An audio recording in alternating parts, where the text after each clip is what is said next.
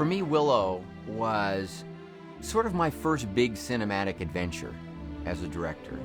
I always characterize it as me sort of doing my doctoral work, and the professor that I was working under was none other than George Lucas. At the time that George was talking about making Willow, there really had not been successful sort of sword and sorcery fantasy kinds of films that were live action. Excalibur was very cool, Legend had a lot of great moments, but nothing had really broken through in a major way in a long time. One of the things that George understood in creating the story was that sort of Joseph Campbell call to adventure idea made plausible, but using a protagonist, who's Willow, a diminutive figure with the possibility of success unlikely, and yet our job was to make you believe it. And I think that Warwick Davis's performance, James Horner's music, and the story allowed you to feel great about Willow's return, about his success. Like most movies, our first cut of Willow was just simply too long. We reached a point where we realized we were going to have to drop some story. One was a sub-quest, which was Sorsha trying to find her father, who was magically trapped. It's always a fascinating editorial challenge when you make a surprising decision that you can live without not just a moment, not even a scene, but a subplot, a thread, because you then have to sort of work back through everything that was placed to set up that subplot or that story twist, and you have to get rid of it. We really liked in the outline, we liked it in the screenplay, but we simply realized we had to streamline the story a bit. Although we brought Dad back for a brief cameo payoff at the end. Anyone, take 4, A-camera.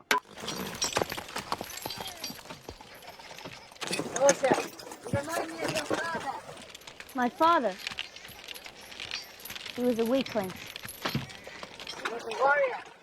Great king. He was a traitor, an enemy of Nockmaar. Your mother has poisoned you.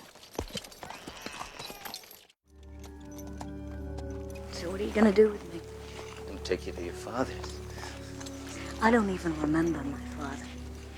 He means nothing. Zell says he's a great king. You'll never find Tyrazin.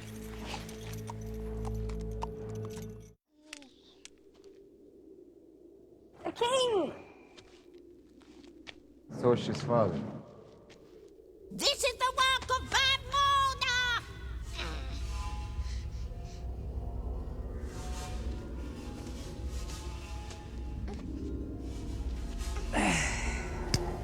This is not going to be easy.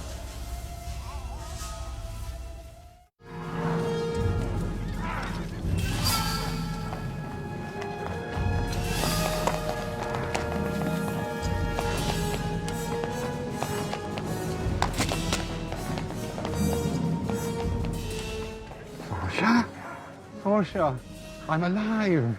Help me. Help me. Help me.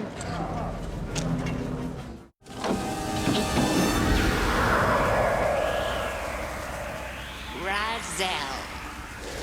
Good! Now you can witness my greatest triumph. Mother! Sorsha, you're pathetic! She has discovered kindness, that Monica. And you have seen your father. Yes, I have. He's alive. I saw what you did to him. Traitor child, I must despise you now.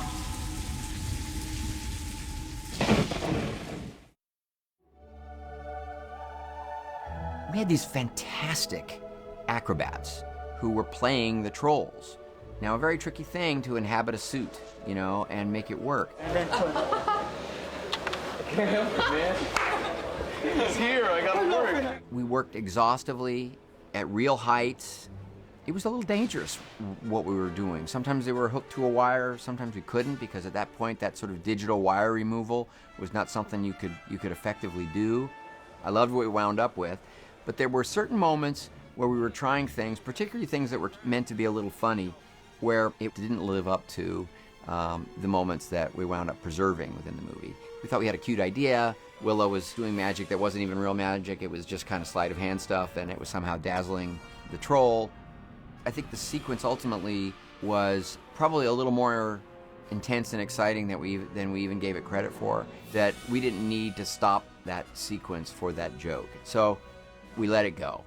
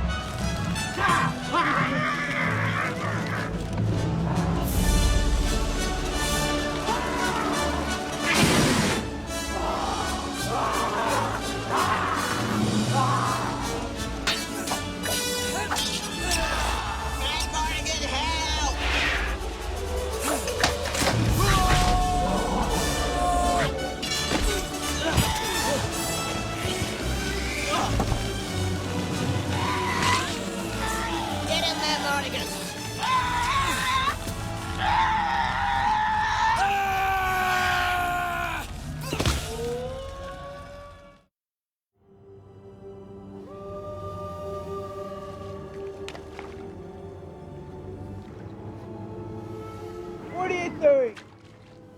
I'm borrowing this boat to go out to the island. You're on this coast. Don't go out there. First, Beware of the lake. Queen Bavmorda's powers control all the elements here. This eerie actor appeared, sort of dove into the icy waters, disappeared, and then in our tank showed up, and now he had these fantastic teeth. It was a great makeup job. And then he dove down again, and then he emerged, and now he was this really dangerous piranha-like giant lake fish who attacked the boat and created a lot of drama. We called him Fish Boy. It was very hard to shoot in a tank. Poor Warwick Davis out there getting drenched. We were making waves, tossing him around. I sort of seen the anticipation of those dump tanks going down and going. I'll bring it back to you. This time. Great to storyboard. The setup for it was great. Was tough to let go of, although it was continuing to be a huge visual effects challenge. The mechanical fish, we were having the same kind of problem that Spielberg had with Jaws. We were having a hard time really making that believable. And to this day, as I talk about it, I feel a little pang because a part of me really loved Fish Boy, but I also, when I go back and revisit the footage that we were working with at that point, despite, everybody's greatest efforts, there was going to be a great deal of VFX work and just cinematic trickery to try to really make it as effective as so many of our other effects were turning out to be.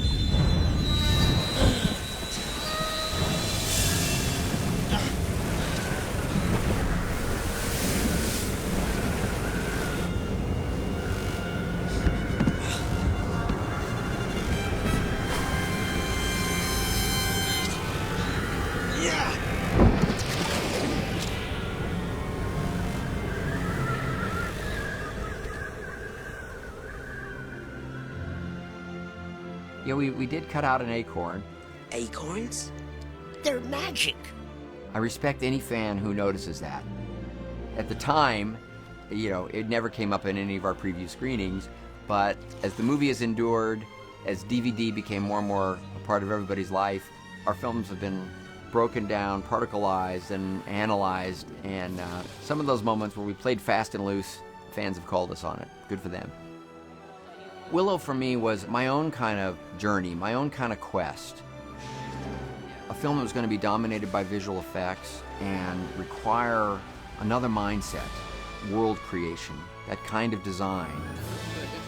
That's something that I would have found daunting on my own. The opportunity to work under George Lucas on that kind of film was exciting, fulfilling, and a huge confidence builder for me as a filmmaker.